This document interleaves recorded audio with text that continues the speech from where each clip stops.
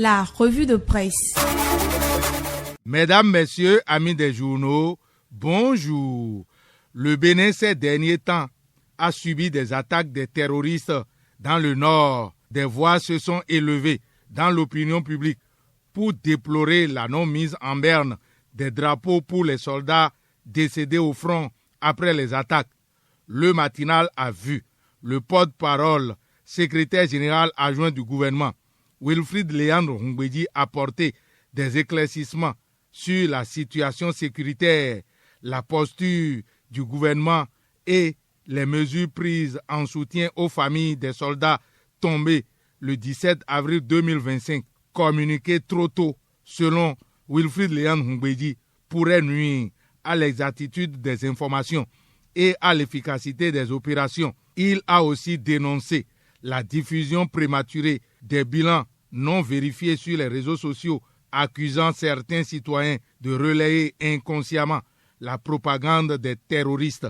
Pas de faille majeure dans le dispositif militaire, souligne le porte-parole du gouvernement, Wilfrid Léandre Hongbeji, pour ensuite expliquer pourquoi l'absence de deuil national. Ces pratiques peuvent nourrir la psychose et servir les objectifs des groupes terroristes qui vont se réjouir de voir le pays en pleurs.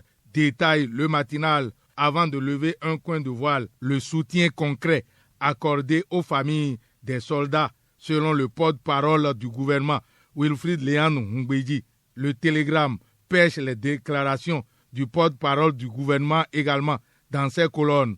Ce qui est sûr, le Bénin est debout malgré tout, s'exclame le Soleil Bénin Info de Hervé Aladé. Pas de deuil national.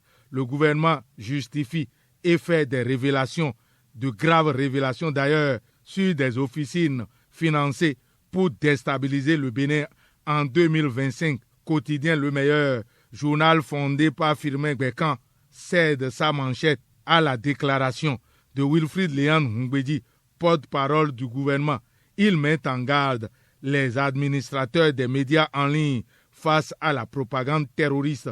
Être administrateur de groupe vous rend responsable du contenu publié, rappelle le porte-parole du gouvernement, entendu par Quotidien Le Meilleur. Ce que l'État fait aux familles des militaires tués est pêché aussi par la Nouvelle Tribune. La sécurité sur le plan foncier est une préoccupation du gouvernement. Voilà pourquoi la Banque mondiale a approuvé pour le Bénin 2 financements de l'Association internationale de développement d'un montant cumulé de 180,7 millions de dollars. Ces financements sont destinés à améliorer la sécurité foncière et renforcer la gestion intégrée des forêts classées. Ce programme aura un impact à grande échelle en utilisant la technologie pour accélérer la délivrance électronique de certificats fonciers, aussi bien en milieu rural que urbain, rapporte le quotidien du service public La Nation sous la plume de Kokouvi et Clou. La même information est relayée par l'économiste de Léonard Dossou et Décryptage Info, puis Le Progrès, 180,7 millions de dollars pour sécuriser le foncier et reverdir le Bénin, affiche en manchette Bénin intelligent. Des radios ont, elles, le feu vert de la haute autorité de l'audiovisuel et de la communication pour continuer à informer le public avec le professionnalisme qui les caractérise. 6 radios béninoises ont obtenu le mercredi 30 avril dernier le renouvellement de leur convention d'exploitation par la haute autorité de l'audiovisuel et de la communication, HAC. À cette occasion, le président de la HAC, Édouard Loko, a salué l'engagement des promoteurs de Cap FM, Alléluia FM, Royal FM, Radio Weke, Radio Maranatha et Touko Sari FM pour avoir rempli toutes les conditions exigées pour le renouvellement de leur convention d'exploitation. Si vous avez pu le faire, c'est bien la preuve que vous tenez à vos médias et pas pour des raisons personnelles, a déclaré Édouard Loko, le porte-parole des récipiendaires.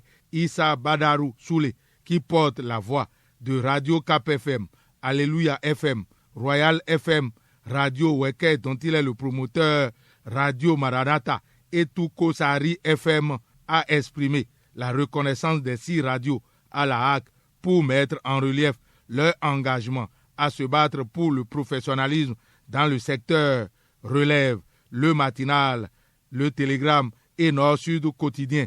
Le Bénin sera donc davantage révélé de par son développement par ces différentes radios qui sont caractérisées par leur professionnalisme. On parle du Bénin également. Dans d'autres canards, notre pays accueille du 5 au 9 mai 2025 à Cotonou la 2e édition du Forum africain sur la recherche et l'innovation, FARI 2025, placé sous le thème Jeunesse africaine, innovation et entrepreneuriat, bâtir un avenir durable. Cette rencontre est co-organisée par la Communauté économique des États de l'Afrique de l'Ouest, CEDEAO, et le gouvernement de la République du Bénin. Le FARI 2025 se présente comme une opportunité inestimable de réflexion et d'échange visant à exploiter le potentiel incommensurable de la jeunesse africaine. Ce rendez-vous qui aura lieu à la place de l'Amazone s'articulera autour d'activités d'ordre scientifique, commercial, médiatique et culturel. Relève, matin libre, appuyé par le matin, une information qui va révéler sans doute le Bénin. Hier, 1er mai, le projecteur était sur les travailleurs du monde entier et ceux du Bénin également. Des syndicalistes ont fait parler d'eux.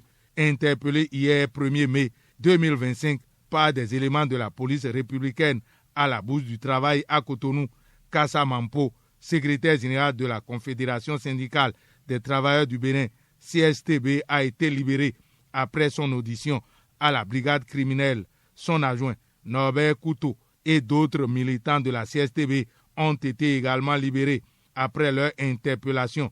Il faut rappeler que la CSTB avait appelé les travailleurs à une marche à Cotonou hier, jeudi 1er mai 2025, jour de la célébration de la fête du travail. Une marche qui n'a pas eu lieu, faute d'autorisation, souligne le matinal. L'information est certifiée par Décryptage Info.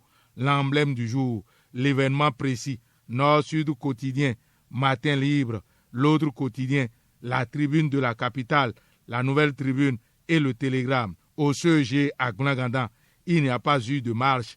La fête du 1er mai, fête du travail, a eu lieu et le matinal, sous la plume de mon confrère Patrice Zouné, a constaté que les enseignants du CEG à Gounagandan étaient entre réjouissance et réflexion. Drapés dans leur uniforme, les enseignants du CEG à Gounagandan ont célébré avec faste cette 2e édition de la fête du travail, fête du 1er mai.